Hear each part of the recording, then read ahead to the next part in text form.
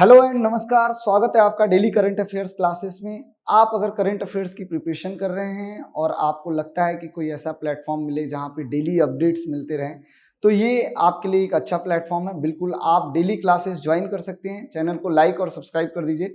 मैं सिर्फ important current affairs कराऊंगा जो एग्जामिनेशन पॉइंट ऑफ व्यू से इंपॉर्टेंट है और डेली बेसिस पे ये करंट अफेयर्स अवेलेबल है।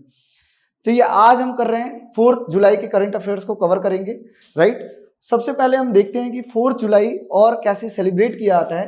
तो इंडिया के लिए तो नहीं कहूंगा, लेकिन अगर बात करते हैं तो यूनाइटेड स्टेट्स जो दुनिया भर में अपना एक इम्पैक्ट बनाता है, तो यूनाइटेड स्टेट्स अपना इंडिपेंडेंस डे सेलिब्रेट करता है 4 जुलाई को। ठीक है, एक छोटा सा देश इंग्लैंड जिसने पूरी दुनिया पे राज किया, उसने यूनाइटेड स्टेट्स को भी नहीं छोड़ा। यूनाइटेड स्टेट्स में भी बहुत सारी अपनी कॉलोनीज बना के रखा हुआ था और at a point of time बहुत सारे, जैसे कि वो अपनी पॉलिसीज वगैरह लेके आते थे जो काफी सप्रेसिव होते थे, तो फिर उससे परेशान होकर कुछ स्टेट से फिर उनके खिलाफ प्रोटेस्ट और मूवमेंट वगैरह स्टार्ट होता है। एक पूरी स्टोरी है उसके पीछे। और finally Declaration of Independence by the Second Continental Congress जुलाई 4 को 1776 को डिक्लेरेशन ऑफ इंडिपेंडेंस होता है और तब से 4 जुलाई को सेलिब्रेट किया जाता है as independence day of United States, right. चलिए अब चलते हैं हम अपने पहली न्यूज की तरफ। पहला न्यूज है, it is related to India Mongolia joint military exercise जिसका नाम है nomadic elephant.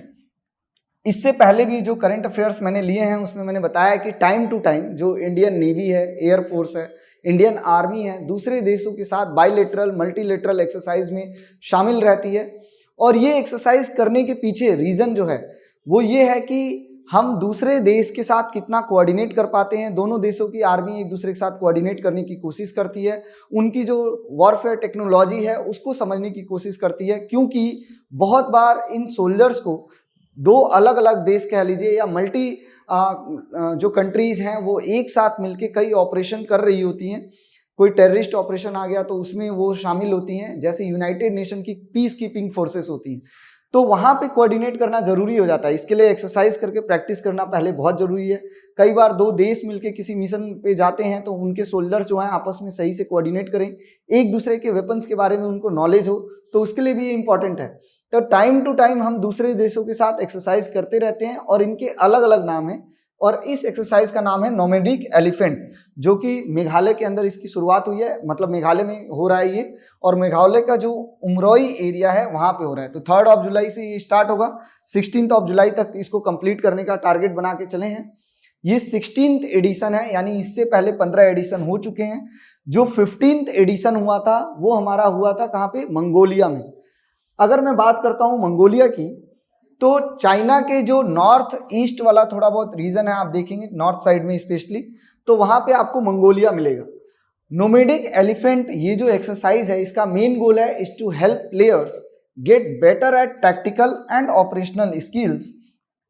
Joint action situation आ जाता है तो वहां पे टैक्टिकल ऑपरेशनल स्किल अच्छा यूज करें। और ये इसलिए भी है कि यूनाइटेड नेशन पीस कीपिंग जो मिशंस होते हैं उसके लिए ये सोल्जर्स तैयार रहें। और दिस इज द, ये एक स्विचिंग बिटवीन होता है, मतलब ये एक्सरसाइज क्या होता है कि एक बार इंडिया में हो रहा है तो नेक्स्ट टाइम फिर मंगोलिया में होगा, फिर अगले साल इंडिया में होगा। इस तरीके से आपस में स्विच ओवर करते हैं। जैसे 15th जो ज्वाइंट एक्सरसाइज हुआ था क्या कहते हैं नोमेडिक एलिफेंट का, वो कहाँ पे हुआ था, मंगोलिया में हुआ था। ठीक है, इंडियन ट्रूप्स, अब इसमें कौन कौन सी इंडियन ट्रूप्स शामिल हैं, इसी तरह मंगोलिया की कौन सी रेजिमेंट शामिल है ये देखना है। तो भारत की तरफ से Jammu and Kashmir light infantry regiment जो है वो पार्टिसिपेट कर रही है, और मंगोलिया की तरफ से आर्म फोर्सेस यूनिट 084 पार्टिसिपेट कर रही है।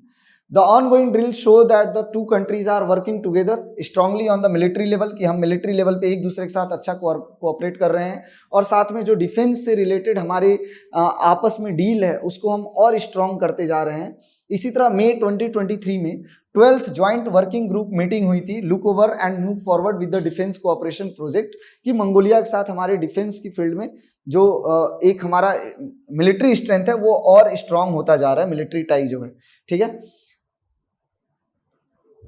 थोड़ा बहुत हम मंगोलिया के बारे में समझ लेते हैं कि मंगोलिया जो है वो एक लैंडलॉक कंट्री है। पहली बात तो ये कि लैंडलॉक कंट्री का मतलब आप क्या समझते हैं कि चारों तरफ से दूसरे देश हैं और बीच में आपको कोई ओशियन या सी नहीं मिलेगा।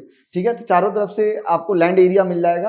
ठीक है। It is one of the world's largest landlock country and does not border a close sea, कोई भी क्लोज सी से बॉर्डर नहीं पड़ता है इसका। और बहुत सारा इसका एरिया जो है वो कवर होता है ग्रासी स्टेपी, स्टेपी के जो ग्रास हैं वो उससे कवर होता है। Mountains to the north, north में माउंटेन्स मिलेंगे, वेस्ट साइड में भी माउंटेन मिलेगा, और साउथ में आपको गोबी डिजर्ट मिल जाएगा मंगोलिया की। अगर मैं बात करता हूँ कैपिटल तो वो है उलान बतर, और इसकी करेंसी है तुगरिक। ठीक है, नेक्स्ट न्यूज पे चलते हैं। अच्छा, बिफोर दैट मैं इसमें थोड़ा सा आपके लिए एडिशनल इंफॉर्मेशन लाया हूं कि कुछ और भी joint exercise bilateral military exercises हैं जिसको लेके कई बार क्वेश्चन पूछ लिया आता है, तो ये आपके लिए हेल्पफुल रहेंगे। जैसे धर्म गार्जियन जो है वो इंडिया और जापान के बीच होता है। सूर्य किरण जो है वो इंडिया और नेपाल के बीच होता है। हैंड इन हैंड एक्सरसाइज, इसको हम कह सकते हैं कि हिंदू चीनी भाई भाई इस तरीके से, तो हैंड इन हैंड एक्सरसाइज होता है, ये होता है इंडिया और चाइना के बीच। सिम्बेक्स एक्सरसाइज जो है सिम से एसआई से हो जाएगा सिंगापुर, ठीक है, तो सिम्बेक्स एक्सरसाइज सिंगापुर और इंडिया के साथ होता है। शक्ति एक्सरसाइज जो है वो हमारा फ्रांस के साथ होता है। कॉर्पेट एक्सरसाइज इंडिया और थाईलैंड। इंद्र की अगर मैं बात करता हूं तो यहां से आता है रसिया, तो द्र से रसिया याद रखना है, तो इंडिया और रसिया के बीच जो एक्सरसाइज होती है उसको एक्सरसाइज इंद्र कहते हैं। संप्रीति होता है हमारा बांग्लादेश के साथ। मित्र शक्ति जो एक्सरसाइज है वो होता है श्रीलंका के साथ। रिसेंटली जो 3 जुलाई था या 2 जुलाई के करंट अफेयर में मैंने कवर किया था मैत्री एक्सरसाइज, वो हम थाईलैंड के साथ करते हैं। वज्र प्रहार जो है यूएस के साथ, और युद्ध अभ्यास भी यूएस के साथ होता है। तो ये कुछ इंपॉर्टेंट बायलैटरल एक्सरसाइजेज हैं। कई बार डायरेक्ट क्वेश्चन यहाँ से आ जाते हैं कि मित्र शक्ति एक्सरसाइज हम किस देश के साथ कर रहे होते हैं, तो वो आपको बताना होता है। नेक्स्ट न्यूज है, union minister Shri G Kishan Reddy launches निर्माण पोर्टल। तो इन्होंने निर्माण पोर्टल लॉन्च किया है। ये पोर्टल किस यूज के लिए है ये हम समझते हैं। काफी एक यूनिक तरीके का स्कीम लेके आई है गवर्नमेंट, और इसमें क्या है कि जो लोग आईएएस एस्पिरेंट्स जो हैं जिन्होंने प्री क्वालिफाई कर लिया है 2024 में, और स्पेशली जो बिलोंग करते हैं जिनकी जो फैमिली इनकम है वो 8 लाख पर एनम से कम है, schedule caste, schedule tribe plus womens and plus disable person इसमें इंक्लूडेड है, और वो प्री निकाल चुके हैं और उसके बाद मेंस की तैयारी कर रहे हैं, उनको 1 लाख तक की मतलब फाइनेंशियल सपोर्ट प्रोवाइड करेगा कौन? गवर्नमेंट, इस स्कीम के तहत। ठीक है, उसमें एक और आपका थोड़ा सा लिमिटेशन आ जाता है, वो ये आ जाता है कि ये कोल एंड माइंस की मिनिस्ट्री जो है उसके द्वारा ये लॉन्च किया गया है स्कीम। तो वो उन्होंने उसमें एक और चीज़ इंक्लूड कर दी है कि जो 39 स्टेट्स हैं जहाँ इंडियन कोल माइंस की मतलब ब्रांचेस हैं, उन 39 जो डिस्ट्रिक्ट हैं, तो उन डिस्ट्रिक्ट में ही केवल वहाँ के जो रेसिडेंट्स हैं वही इस स्कीम के बेनिफिट को अवेल कर सकते हैं। ठीक है, so Shri G Kishan Reddy launched portal noble initiative for rewarding means aspirants of national civil service examination. 2 जुलाई को ये लॉन्च हुआ है। आइए देखते हैं और क्या है इसकी कुछ डिटेल्स। देखिए, in alignment with the vision जो विजन था उसके अलाइनमेंट के साथ, कौन सा विजन था? मिशन कर्मयोगी। प्राइम मिनिस्टर का एक विजन चल रहा है मिशन कर्मयोगी। इसमें एक यूनिक CSR स्कीम लेके आया गया है, कॉर्पोरेट सोशल रिस्पॉन्सिबिलिटी की यहाँ पे बात आ जाती है। कॉर्पोरेट सोशली रिस्पॉन्सिबिलिटी की बात मतलब ये हो जाता है कि जो कॉर्पोरेट आपके जितने भी चल रहे हैं पब्लिक, अगर मैं बात करता हूँ डिपार्टमेंट्स, उनसे ये उम्मीद किया जाता है कि environment plus as well as कुछ सोशल रिस्पॉन्सिबिलिटी भी निभाएं। जो कंपनीज हैं उनकी बात कर रहे हैं। ठीक है, तो India limited for meritorious youth of its operating districts who have qualified the preliminary round, कि जिन्होंने यूपीएससी का प्रीलिमिनरी राउंड क्वालिफाई कर लिया है, उसमें सिविल सर्विस, फॉरेस्ट आपके सर्विस भी आते हैं, उन लोगों के लिए है ये। सेक्रेटरी ऑफ मिनिस्ट्री कोल श्री अमृत लाल मीना, ये भी ध्यान में रखना है कि कौन है मिनिस्ट्री ऑफ कोल के secretary, Shri Amrit Lal Meena. And other senior officers coal ministry and CMDs उन्होंने प्रेजेंट किया, वो सब प्रेजेंट थे इस ओकेशन पे। Scheme is aim towards providing support of ₹1 lakh, यानी इस स्कीम में 1 लाख तक का मॉनेटरी सपोर्ट प्रोवाइड किया जाएगा। ठीक है, उनके लिए जो प्रीलिमिनरी एग्जाम 2024 क्वालिफाई कर चुके हैं, और प्लस उनकी फैमिली इनकम जो है वो 8 लाख से कम होनी चाहिए, और वो बिलोंग करने चाहिए schedule caste, schedule tribe, female होनी चाहिए, 3rd gender who are permanent residents of the 39th operational district of CIL। तो ये कंडीशंस हैं अगर आपको ये 1 लाख का बेनिफिट जो है अवेल करना है और साथ में आपने प्री जो एग्जाम है वो क्वालिफाई कर लिया, ठीक है।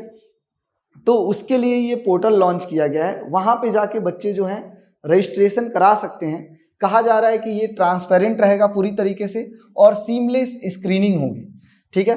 तो एक तरह से कोई करप्शन नहीं होगा। इसमें कहा जा रहा है कि इस तरीके से जो डिजिटल इंडिया का एक सपना है नरेंद्र मोदी का, वो भी पूरा होगा। Ministry of coal CPSE coal India limited एक महारत्न कंपनी है, ठीक है। महारत्न कंपनी की बात करते हैं तो जो स्टॉक एक्सचेंज होते हैं, जो हमारा सेबी है, security exchange board of India, उसके तहत जो कंपनी रजिस्टर्ड है और जिनका एक बहुत बड़ा भाग जो है टैक्स की फॉर्म में जाता है, मतलब कंपनी का पूरा अगर देखें हम नेट वर्थ तो वो बहुत हाई है। इस तरह कैटेगराइज की जाती है कंपनी, कुछ महारत्न है, कुछ नवरत्न है, कुछ मिनी रत्न कहलाती हैं। तो उस बेसिस पे ये महारत्न कंपनी है। To achieve the goal of Viksit Bharat by Sabka Saath Sabka Vikas Sabka Prayas, Coal India Limited and subsidiaries have also undertaken various initiative, कि बहुत सारे और इनिशिएटिव लिए जा रहे हैं, ठीक है।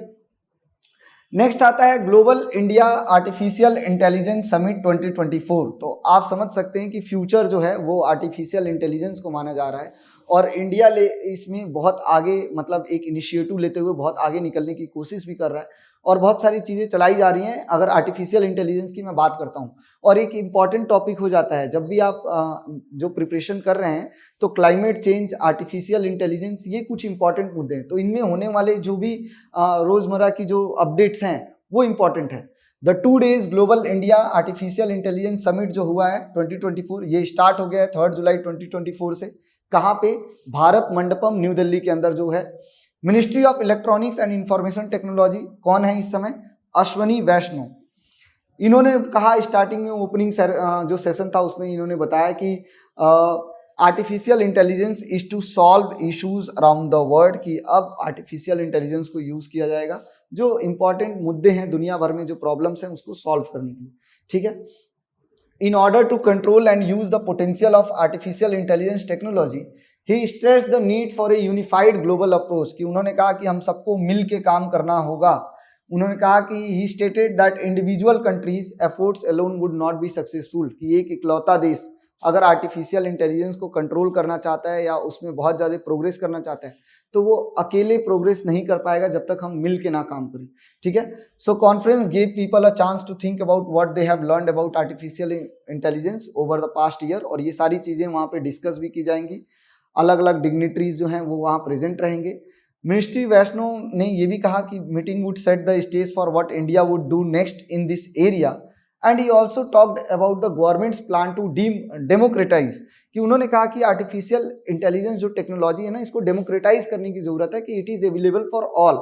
ऐसा नहीं है कि सिर्फ कुछ कंट्रीज या जो जिनके पास जिनका इकोनॉमिक एक हम देखते हैं सुप्रीमेसी देखने मिलती है, जापान हो गया, चाइना हो गया, USA हो गया, सिर्फ वो कंट्रीज कंट्रोल ना करें इस चीज़ों को, इसमें डेमोक्रेटाइजेशन लाने की जरूरत है, right. So after the opening ceremony 6 sessions on artificial intelligence ये हुए, और ये 6 सेशंस हैं, इसके बारे में इंफॉर्मेशन यहाँ दी गई है। मैं कहूँगा कि एक बार स्क्रीन को यहीं पे रोक के और इसको एक बार पढ़ लीजिए कि 6 सेशंस क्या हैं, ताकि माइंड में रहे। Summit focus on advancing artificial intelligence development in areas like compute capacity, foundational models, data sets क्या हैं, एप्लीकेशन डेवलपमेंट क्या है, फ्यूचर स्किल्स क्या है, इन सब के ऊपर बातचीत की जाएगी, ठीक है, इस समिट के अंदर। इंडिया की अगर हम बात करते हैं तो India artificial mission intelligence mission जो है has been approve by the union cabinet.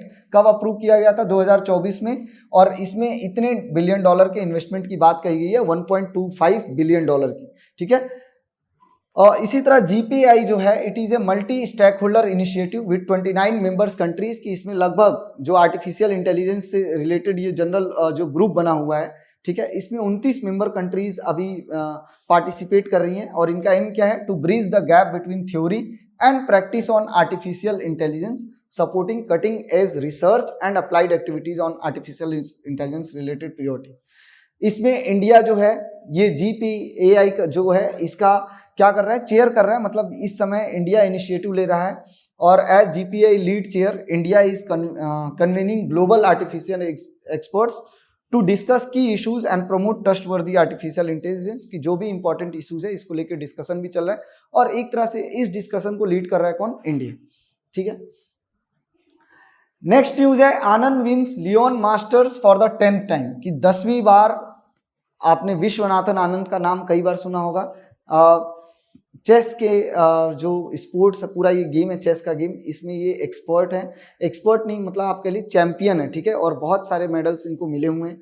So former world chess champion Viswanathan Anand of India has won the Leon Master chess. तो एक बार फिर से ये लियोन मास्टर चेस चैंपियनशिप जीत चुके हैं और ये 10th टाइटल है इनका, यानी इससे पहले भी 9 बार ये जीते हैं। ठीक है, तो इन्होंने किसको डिफीट किया? जेमी सैंतोस लतासा को इन्होंने डिफीट किया, जो कि स्पेन से हैं। Okay, 5 time world champion Viswanathan Anand, इससे पहले ये 5 बार वर्ल्ड चैंपियन भी रह चुके हैं और इस टूर्नामेंट को ये 9 बार जीत चुके हैं पहले भी। ठीक है, लियोन मास्टर चेस टूर्नामेंट की अगर हम बात करते हैं तो ये लियोन सिटी होता है। कहाँ पे है लियोन सिटी? स्पेन के अंदर है। और टूर्नामेंट फीचर्स 4 प्लेयर्स की, इसमें 4 प्लेयर देखने को मिलते हैं।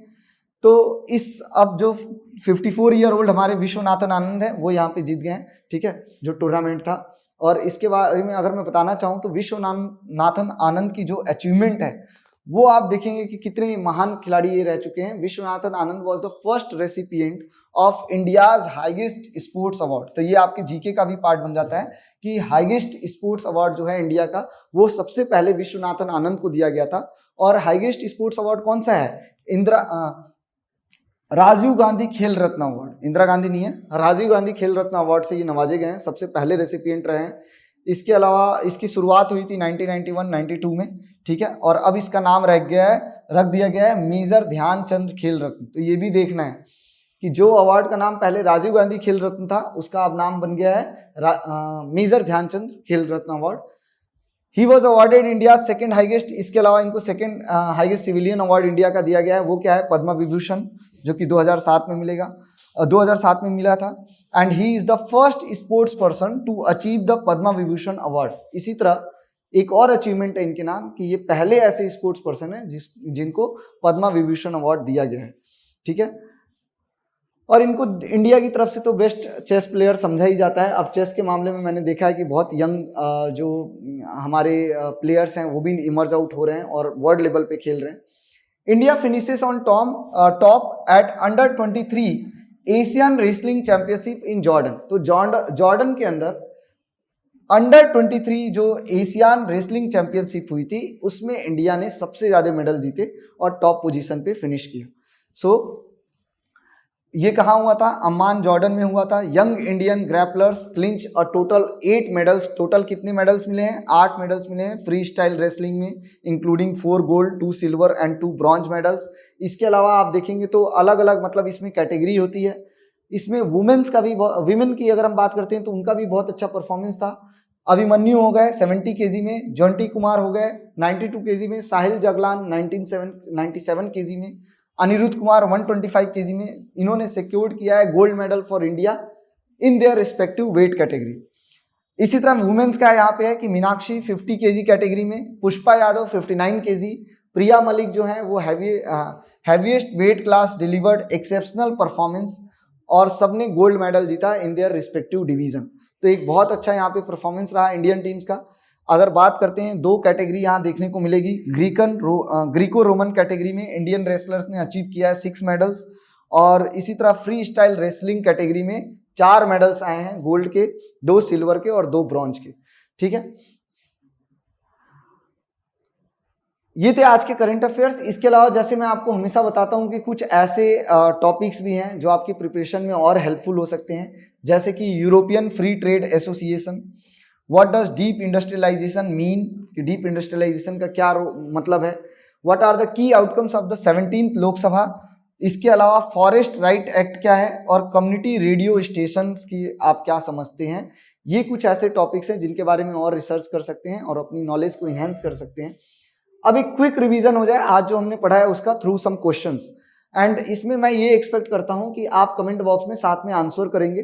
ठीक है, so what is the name of joint military exercise between India and Mongolia? इसको फास्ट हम कवर कर रहे होंगे, नोमैडिक एलिफेंट इसका नाम है। Next, which ministry recently launched a portal noble initiative for rewarding mains aspirants of national civil service examination. तो ये किस मिनिस्ट्री के द्वारा स्टार्ट किया गया है? Ministry of coal and mine. Next, where was global India artificial intelligence summit held 2024, कहाँ held किया गया ये? तो ये आपको न्यू दिल्ली के अंदर भारत मंडपम में मिल जाएगा। Who won the 2024 Leon Master chess championship, कौन जीता है? Viswanathan Anand. Who is the first sports person in India to get Padma Vibhushan award? Again Viswanathan Anand, ठीक है, तो ये जीके फैक्ट हो जाता है। या कौन फर्स्ट स्पोर्ट्स पर्सन थे जिनको राजीव गांधी खेल रत्न अवार्ड, जिसको अब मेजर ध्यानचंद खेल रत्न अवार्ड रख दिया गया, जिसका नाम, ये इसका आंसर भी हो जाएगा विश्वनाथन आनंद।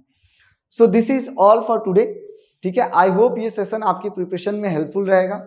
अच्छा लगा तो चैनल को लाइक और सब्सक्राइब कर दीजिए। मिलते हैं नेक्स्ट क्लास में, बाय बाय।